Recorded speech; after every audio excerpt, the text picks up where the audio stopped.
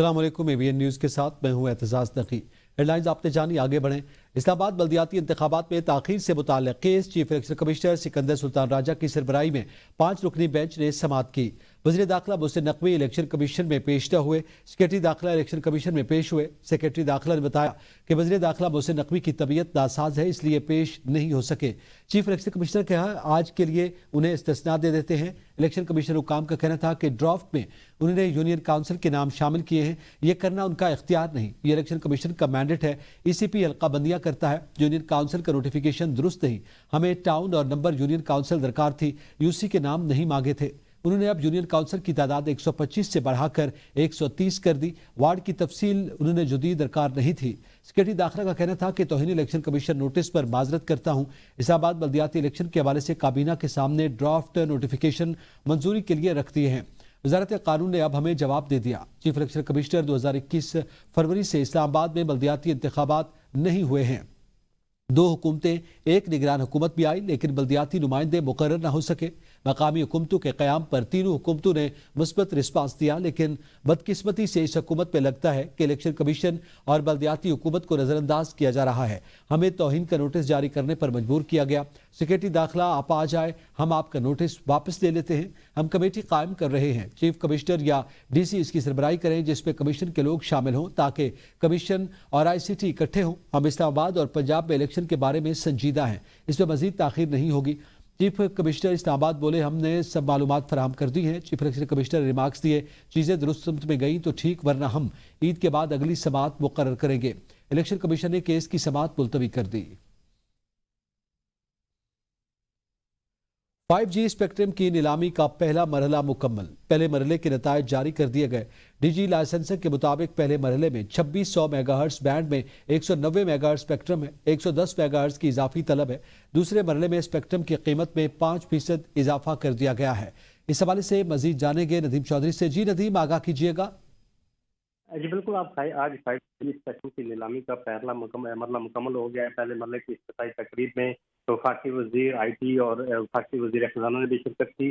पहले मरले के नताइज जारी कर दिए गए हैं। पहले मरले में 2600 मेगाहर्ट्ज बैंड में 190 मेगाहर्ट्ज स्पेक्ट्रम दे दिए गए हैं। 110 मेगाहर्ट्ज की इजाफी तलब है और दूसरे मरले में स्पेक्ट्रम की कीमत में 5% इजाफा कर दिया गया है। DG लाइसेंसिंग का कहना था कि पहले मरले में 35 मेगाहर्ट्ज बैंड में 280 मेगाहर्ट्ज स्पेक्ट्रम था, जबकि 200 मेगाहर्ट्ज की डिमांड आई है। जी बहुत शुक्रिया Nadeem Chaudhry. Public accounts committee की ज़ेली कमेटी का कन्वीनर शाहिदा अख्तर अली की ज़ेर सदारत इजलास वज़ारत इत्तलात व नशरियात से मुतालिक साल 2010-11 और 2013-14 के ऑडिट एतराज़ात का जायजा लिया गया। मीडिया सिटी के लिए हायर की गई ऑफिस बिल्डिंग के किराए की मद में गैर मजाज और खिलाफ ज़ाब्ता अखराजात से मुताल्लिक़ ऑडिट एतराज़। ऑडिट हुकाम का कहना था कि मीडिया सिटी के लिए बिल्डिंग हायर की गई, वो मीडिया सिटी तो नहीं बना, 84 मिलियन खर्च हो गए, हमें इसका रिकॉर्ड वेरीफाई नहीं किया गया, जो पैसा खर्च हुआ वो ज़ाय हुआ। सेक्रेटरी इत्तलात ने कहा यह कोई PSDP प्रोजेक्ट नहीं था। कमेटी ने वज़ारत इत्तलात को हिदायत दी कि 2 हफ्ते में रिकॉर्ड वेरीफाई करें। मुख्तलिफ प्रेस क्लब्स को दी गई ग्रांट 45 लाख की ग्रांट की ऑडिटेड स्टेटमेंट्स हासिल न करने से मुताल्लिक ऑडिट एतराज़। ऑडिट हुकाम का कहना था कि अखराजात की रिकंसिलेशन नहीं की गई। सेक्रेटरी इत्तलात ने बताया कि प्रेस क्लब से दरख्वास्त की गई कि ऑडिटेड असेसमेंट्स दे दें। कई दफ़ा प्रेस क्लब से दरख्वास्त कर चुके। सेनेटर बिलाल बंदोखेल बोले, ये रकम प्रेस क्लब्स को किस मद में दी गई। सेक्रेटरी इत्तलात ने बताया ये फाइनेंशियल सपोर्ट होती है। ऑडिट हुकाम के मुताबिक नेशनल प्रेस क्लब को 3 मिलियन दिए गए। कमेटी ने मामला जायजा और अमल दरामद कमेटी के सुपुर्द कर दिया। ईरान जंग बहुत जल्द खत्म हो जाएगी। वक्त से पहले ईरान की ताकत को खत्म कर दिया। अब तक 5000 से ज्यादा अहदाफ को निशाना बनाया जा चुका। टाइम लाइन से आगे चल रहे हैं। अमरीकी सदर डोनाल्ड ट्रंप की फ्लोरिडा में न्यूज़ कॉन्फ्रेंस, कहा कि हम मजीद हमला न करते तो ईरान हमला कर देता। इसराइल और मशरिक के वस्ता के ममालिक इसका निशाना होते। ईरान की बहरिया और हज़ारों मिसाइल तबाह कर दिए। ड्रोन मैन्युफैक्चरिंग को निशाना बनाना शुरू कर दिया है। ड्रोन हमलों में 83% कमी आई। मिसाइल हमले में 90% कम हो गए। तेल की कीमतें कम करने के लिए रूसी तेल पर आयद पाबंदियां हटा दी गईं। ईरान आपदा हुर्मुज़ को बंद करने का खेल खेलेगा तो उसे तबाह कर देंगे। ऐसी तबाही करेंगे कि वो कभी रिकवर नहीं हो सकेगी। मुश्तबा खामनेई के इंतखाब पर मायूसी हुई। नए ईरानी सुप्रीम लीडर मजीद परेशानियों की क़यादत करने जा रहे हैं। लड़कियों के स्कूल पर हमले की तहकीकात जारी हैं। इससे कबल फ्लोरिडा में कन्वेंशन से खिताब करते हुए ट्रंप ने कहा, देखा जाए तो ईरान के खिलाफ जंग जीत चुके हैं। معلوم نہیں وہ شکست کب تسلیم کرے۔ ایران کی نئی قیادت کو بھی نشانہ بنایا جائے گا۔ زمینی فوج بھیجنے کا فیصلہ بھی نہیں کیا۔ ایران کے پاس ایٹم بم آ جاتا تو مشکل صورتحال ہوتی۔ ایران نے متحدہ عرب امارات اور سعودی عرب پر حملہ کیا۔ عرب ممالک نے خود کو نیوٹرل رکھا۔ امریکہ اور اسرائیل نے سوچا تھا کہ 2 سے 3 روز میں فتح حاصل کر کے حکومت کا تختہ پلٹ دیں گے، مگر وہ ناکام ہو گئے۔ ایرانی وزیر خارجہ عباس عراقچی کا کہنا کہ امریکہ اور اسرائیل کا پلان اے فیل ہو چکا، اب وہ مزید منصوبے آزما رہے ہیں اور ناکام ہو رہے ہیں۔ امریکہ اور اسرائیل کے پاس کوئی حکمت عملی نہیں ہے، انہوں نے ہم پر اندھا دھند حملے شروع کر دیے۔ روسی صدر پیوٹن کا ٹرمپ کو ایران جنگ ختم کرنے کا مشورہ۔ امریکی اور روسی صدور کے درمیان ٹیلی فونک رابطہ ہوا۔ دونوں صدور کے درمیان ایران جنگ اور دیگر معاملات پر تبادلہ خیال۔ کرملن کے مطابق پیوٹن نے ٹرمپ کو ایران جنگ ختم کرنے کی تجاویز دی۔ ایران، امریکہ اور اسرائیل جنگ کے بعد ٹرمپ کا روسی ہم منصب سے یہ پہلا رابطہ ہوا ہے۔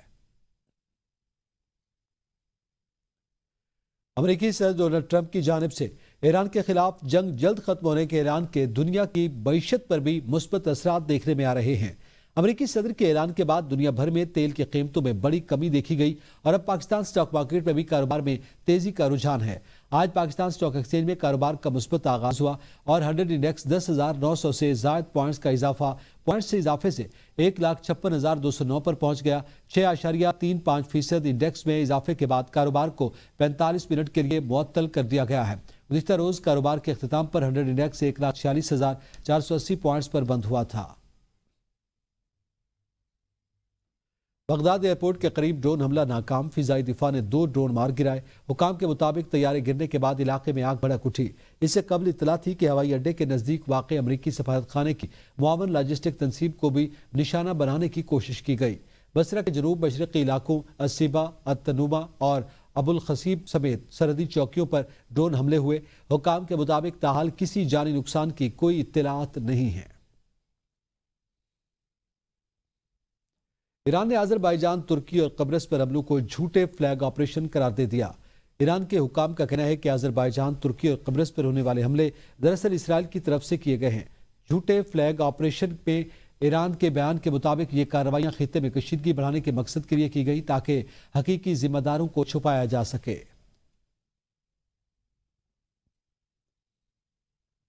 ایران کی قیادت پر کسی کو آنسو بہانے کی ضرورت نہیں، یورپی کمیشن کی صدر کا متنازع بیان۔ عزالوان نے ایران پر امریکی اور اسرائیلی حملوں کی مذمت گریز کرتے ہوئے کہا کہ ایران کی قیادت پر آنسو بہانے کی ضرورت نہیں۔ یورپی سفیروں کے کانفرنس سے خطاب میں ان کا کہنا تھا کہ ایران کی حکومت برسوں سے اپنے عوام پر جبر کرتی آئی ہے اور موجودہ صورتحال کو تبدیلی کے ممکنہ راستے کے طور پر دیکھا جا سکتا ہے۔ ان کے اس بیان پر یورپی یونین کے اندر اور باہر تنقید رہی، جبکہ یورپ کو دفاعی صلاحیتیں بڑھانے کا مشورہ بھی دیا گیا۔ ایران کی حکومت برسوں سے عوام پر جبر کرتی آئی، موجودہ صورتحال کو تبدیلی کے ممکنہ راستے پر دیکھا جا سکتا ہے۔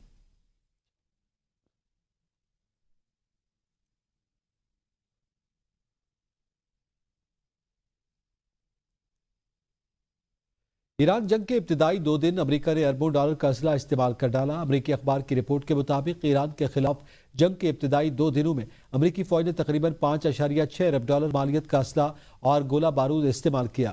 یہ کارروائیاں پینٹاگن کی نگرانی میں کی گئیں، جس سے ظاہر ہوتا ہے کہ قلیل وقت میں انتہائی جدید اور مہنگا اسلحہ استعمال ہوا۔ کانگریس کے بعض ارکان نے تشویش ظاہر کی کہ اس صورتحال میں امریکی جدید ہتھیاروں کا ذخیرہ تیزی سے کم ہو سکتا ہے۔ دوسری جانب امریکی سینٹرل کمانڈ کا دعویٰ ہے کہ ایران میں اب تک 5,000 اہداف کو نشانہ بنایا گیا، 50 جنگی طیارے تباہ کیے ہیں۔ مشرق وسطی میں جنگ بڑھی تو دنیا میں مہنگائی کا عالمی طوفان آ جائے گا۔ یورپی یونین کے اعلیٰ عہدیدار ولادیز ڈومبرووسکس نے خبردار کیا کہ اگر مشرق وسطی میں جنگ طویل ہو گئی تو دنیا اور یورپ کی معیشت کو شدید مہنگائی کے جھٹکے کا سامنا کرنا پڑ سکتا ہے۔ ان کا کہنا تھا کہ جنگ بڑھنے کی صورت میں سمندری راستوں میں رکاوٹ اور خلیجی خطے کے توانائی ڈھانچے پر حملوں سے ایندھن کی قیمتیں تیزی سے بڑھ سکتی ہیں۔ ایسی صورت میں دنیا کو جمود اور مہنگائی کے دوہرے دباؤ کا سامنا کرنا پڑ سکتا ہے۔ آبدائے ہرمز پر نیا موقف، ایران کی دنیا کو سخت وارننگ۔ ایرانی پاسداران انقلاب نے اعلان کیا کہ جو ممالک امریکی اور اسرائیلی سفیروں کو نکال دیں گے انہیں آبدائے ہرمز سے گزرنے کی اجازت ہوگی۔ ترجمان کا کہنا ہے کہ ایسے ممالک آج سے اس عام سمندری راستے کو آزادانہ استعمال کر سکیں گے۔ انہوں نے ٹرمپ کے بیانات کو بے معنی قرار دیتے ہوئے کہا کہ جنگ کے خاتمے کا فیصلہ ایران کرے گا۔ پاسداران انقلاب نے خبردار کیا کہ اگر ایران پر حملے جاری رہے تو خطے سے ایک قطرہ تیل بھی باہر نہیں جانے دیں گے، جبکہ امریکی صدر نے کہا کہ ضرورت پڑی تو امریکی بحریہ اس راستے میں جہازوں کی حفاظت کرے گی۔